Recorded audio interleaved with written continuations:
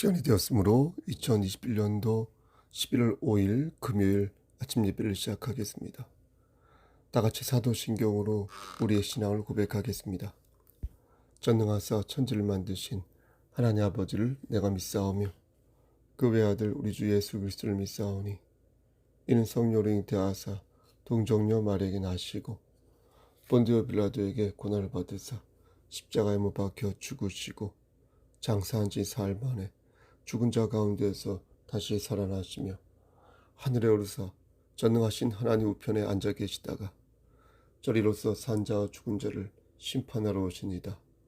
성령을 믿사오며 거룩한 공예와 성도가 서로 교통하는 것과 죄를 사해 주시는 것과 몸이 다시 사는 것과 영원히 사는 것을 믿사옵나이다. 아멘. 사랑과 은혜가 풍성하신 하나님 아버지, 하나님의 크신 사랑을 진심으로 감사드립니다. 우리를 하나님의 자녀로 삼아주시고 지금까지 우리의 삶을 선도하여 주심을 진심으로 감사드립니다.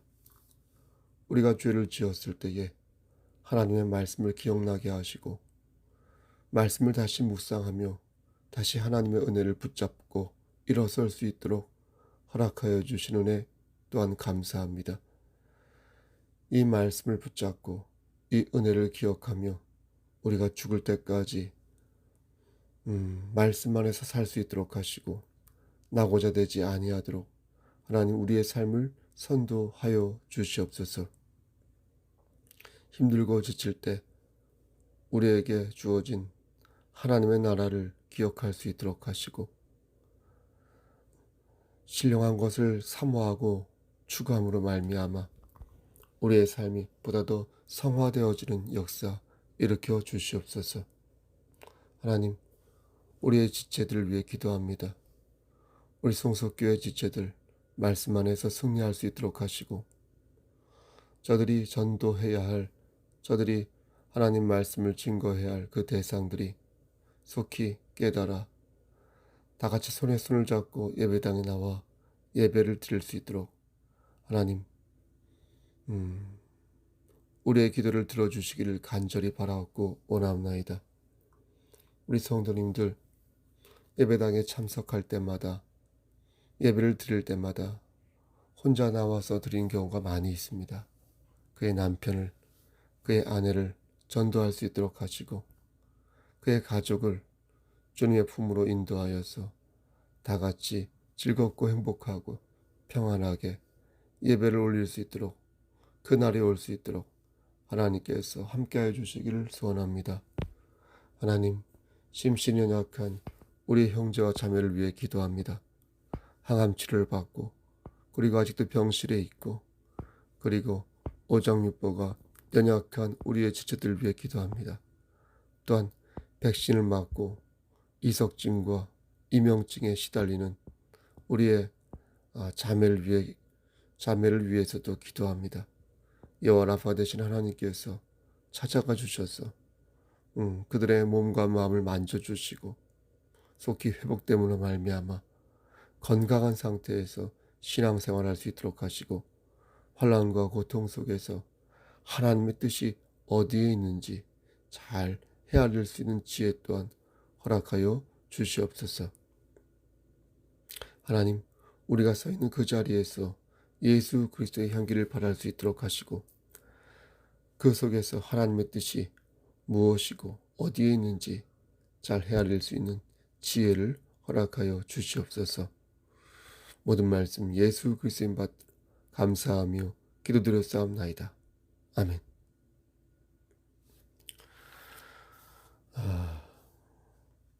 찬송가 한 장 드리겠습니다.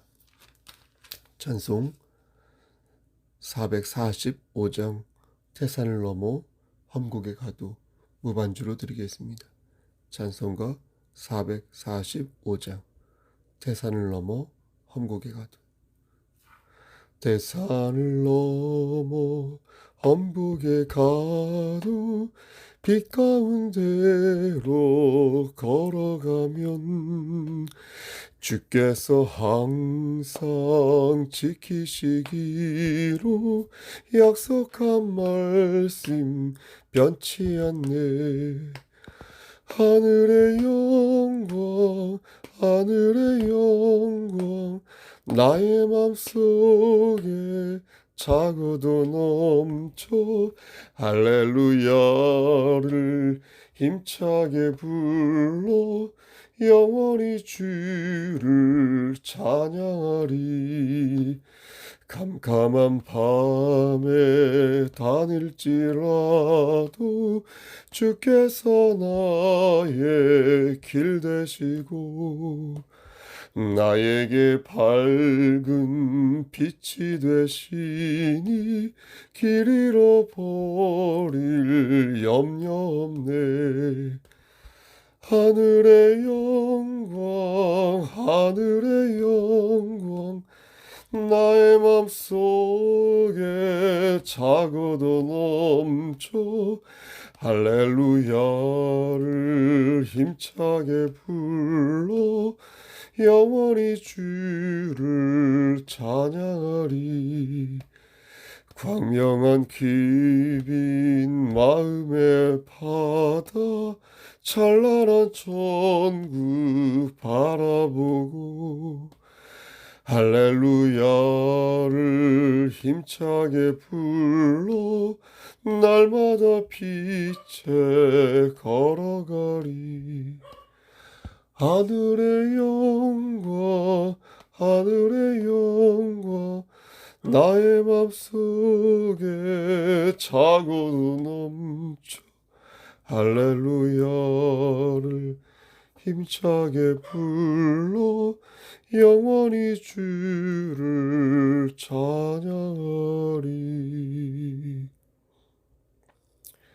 아멘. 하나님 말씀 보겠습니다. 히브리서 3장 12절에서 14절 말씀입니다. 히브리서 3장 12절에서 14절입니다. 신약성경 제성경으로 355쪽입니다. 12쪽 12절 형제들아 너희는 삼가 혹 너희 중에 누가 믿지 아니하는 악한 마음을 품고 살아계신 하나님에게서 떨어질까 조심할 것이요 오직 오늘이라 일컫는 동안에 매일 피차 권면하여 너희 중에 누구든지 죄의 유혹으로 완고하게 되지 않도록 하라. 14절입니다.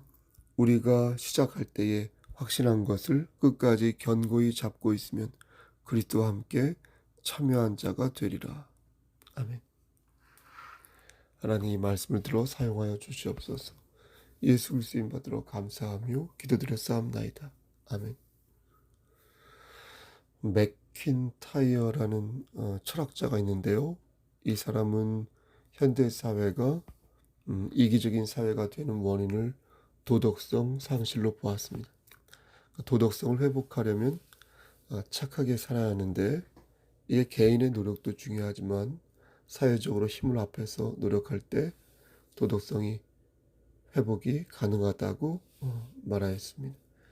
의견 공감이 되는 것이 자기가 속한 공동체와 도덕성 회복이 아무래도 연관이 없을 때는 실천하기가 어려운 것이 사실입니다. 그러니까 공동체와 연관성이 있을 때 개인 또한 실행에 옮기기 쉽고 여러 사람이 함께 움직일 때 아무래도 동력도 크게 받을 수 있는 것입니다. 혼자 하면 중간에 어떻습니까? 아무래도 포기할 확률이 높습니다. 책임감도 사라질 확률이 높습니다. 적당히 해도 입에 풀칠만 하면 될 것 같고 일찍 안 일어나도 뭐라 하는 이가 없으니까 괜찮은 것 같습니다. 가정도 회사도 교회도 이런 어떤 공동체가 있으니까 아무래도 공동체 안에서 자신에게 맡겨진 책임을 감당하게 되고 내가 부모이고 자녀이고 관리인이고 어떤 구성원이며 또 목사이고 성도이다 보니까 많은 책임과 그에 따른 수고를 하게 되는 것입니다. 이러한 수고를 하나님 말씀 안에서 매일매일 소화한다면 그런 책임감 있는 그리스도인이라는 칭찬을 듣게 될 것입니다. 빛과 소금은 어느 한 사람만 필요한 게 아닙니다. 그리스도의 향기는 한 사람만 잘한다고 해서 널리 퍼지는 게 아닙니다. 등경 위의 불빛도 힘을 모으면 더 밝고 화사하게 빛날 수 있습니다. 그러므로 우리는 공동체 안에서 나에게 맡겨진 책임을 반듯하게 감당하기 위해 노력해야 합니다. 반듯한 공동체에서 반듯하게 행동할 때 그는 하나님을 기쁘시게 하는 삶을 살 수 있는 것입니다. 하나님을 기쁘시게 하는 삶을 우리가 좀 너무 거창하게 생각하는 경향이 있는데요. 그럴 필요는 없겠습니다. 작은 것부터 시작할 때 함께하는 것이 수월합니다. 그렇게 되면 힘을 모을 수 있고 힘을 중재할 수도 있습니다. 각자에게 주어진 달란트와 현재의 상황을 잘 고려하여 지혜롭게 신구가 조화되고 완급이 조절되면서 궁극적인 그 공동체의 목적을 이루어 나가는 것입니다. 그렇게 목적이 분명한 의식을 갖게 될 때 그 사람이나 그가 속한 공동체나 결국은 멋지게 성장하는 것을 보게 되는 것입니다. 그러니까 작은 것부터 실천하시라. 그러면 함께하는 사람들이 더 많아지겠죠. 그리고 기쁨이 2배가 될 것이니 가급적이면 함께하자 말하고 함께 기도하자 말하는 그런 공동체, 우리 교회 공동체가 되기를 간절히 소원하는 것입니다. 성도의 교제도 필요합니다. 저는 하나님을 바라보면서 성도들도 바라볼 수 있다고 생각합니다. 나의 지체의 손을 여러분 잡아보십시오.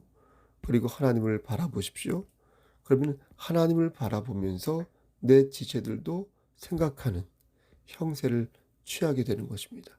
마치 운전하면서 지그시 사랑하는 사람의 손을 잡아주는 것처럼 정신 차리고 하나님의 말씀을 붙잡되 같이 가자는 따뜻한 마음을 지체들과 나누는 것입니다.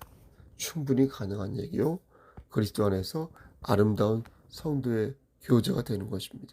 세심한 것과 예민한 것은 다르지 않습니까? 세심한 것은 남을 배려하는 마음이지만 예민한 것은 어떻습니까? 남을 배려하기보다 자신을 지나치게 배려하는 것입니다. 우리는 이것을 헷갈려서는 아니 되겠습니다. 세심하되 너무 예민하지 않도록 절묘한 균형으로 말씀으로 늘 관리받는 그런 지혜로운 그리스도인이 되어야 할 것입니다. 오늘 본문을 보면 우리가 가져야 할 신앙의 자세가 명료하게 나옵니다. 믿는 사람들이 하나님에게서 떨어질 수 있음을 주의해야 하는데 12절 말씀 보니까 형제들아 너희는 삼가 혹 너희 중에 이렇게 나오죠. 삼가. 그렇죠? 삼가란 단어가 헬라어로는 블레페테라고 하는데 이 뜻은 언제나 깨어있다, 주의한다 라는 뜻입니다. 그러니까 하나님께 대한 우리의 믿음과 순종에 대해 어떤 세심한 주의를 기울여야 한다는 것입니다. 다음에 믿지 아니하는 악심이라는 구절이 나옵니다. 그렇죠? 믿지 아니하는 12절에요. 믿지 아니하는 악한 마음을 품고 믿지 아니하는 악한 마음. 믿지 아니하는 악한 마음이란 하나님께로부터 멀리 떨어져 있는 그런 마음을 가리킵니다. 이런 마음은 하나님의 말씀을 거부합니다. 그냥 듣기 싫어서 고개를 돌리고 싶은 것입니다. 이런 분들에게 말씀을 이렇게 영상으로 보내주면은 짜증을 부리게 됩니다. 그렇죠? 아마 짜증이 날 것입니다. 겉으로는 알 수 없죠. 목사에게 또 차마 뭐라 말할 수 없고 그래서 읽지 않는 것입니다. 그럼 저는 눈치껏 말씀을 어느 때 보내지 않는 것입니다. 좋아하지 않는구나. 하지만 그가 장로고 목사라면 잘 멈추지 않습니다. 하지만 거기에도 한계가 있다는 것을 알아서 어느 때에 이제 안 되겠다 싶으면 멈추게 될 것을 알고 또한 보내는 것입니다. 하나님께서 그 때를 주실 것이라고 생각하면서 보내는 것입니다. 우리는 악한 마음을 경계할 것입니다. 믿지 아니하는 악한 마음이 우리 마음에 들어오지 않도록 생명의 전신갑주로 우리의 영혼을 무장해야 할 것입니다. 그럼 어떻게 해야 할까요? 어떻게 해야 우리가 생명의 성령의 전신갑주를 입어서 악한 마음이 우리 안에 들어오지 않도록 할 수 있을까요? 먼저 피차 권면하라고 말씀합니다. 권면 있죠? 권면하라는 것은 헬라어로 파라칼레라고 하는, 빌라는 것입니다. 탄원하여 간절히 원한다. 빌라는 것입니다. 파라칼레. 매우 애절하게 비는 것입니다. 툭 던지는 게 아니라 한번 해봐 이게 아니라, 그런 건 권면이 아니라는 거예요. 권면은 정말 그를 그러니까 사랑해야 할 수 있는 것입니다. 희생을 각오해야 가질 수 있는 마음이 권면이다. 파라칼레. 권면하고 또 권면하고, 이렇게 우리가 할 수 있는 것은 그를 진심으로 위하기 때문에 가능한 것입니다. 근데 놀랍게도 이 권면하다는 이 뜻이 보혜사 성령 하나님과 어근이 똑같다는 것입니다. 성령님의 뜻이 권면하다는 뜻을 가지고 있거든요. 즉 안위하고 위로한다는 뜻을 가지고 있거든요. 그러니까 권면한다는 것은 단순히 애걸복걸하고 설득한다는 의미만 있는 게 아니라 그의 마음을 치료해주고 위로해주는 어떤 따뜻한 마음이 있다는 것입니다. 믿는 자를 매일 강하게 하고 격려도 하면서 바른 길로 인도해야 하는 것이 바로 권면이라는 것입니다. 전 세계적으로 많은 사람들이 교회를 떠나고 있다고 합니다.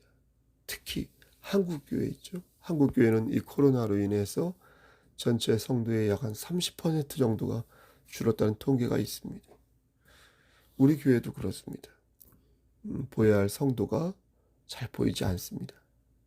교회를 배회하며 이곳저곳을 다니는 사람도 있고, 그렇게 교회를 방문하듯 와서 정착하지 못하고 믿음이 자라지 못하는 사람들도 있습니다. 여러분, 이게 왜 그럴까요? 여러 가지 이유가 있겠지만 권면이 없어서 그렇다는 겁니다. 권면하는 사람이 없어서, 다시 말해서 진심으로 그들이 잘 되기를 바라는 사람이 없어서 그렇다는 겁니다. 1차적으로 저의 책임이겠죠.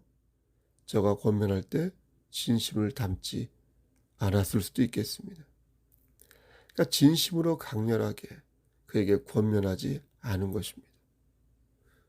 내 자식이었다면 그렇게 했을까요?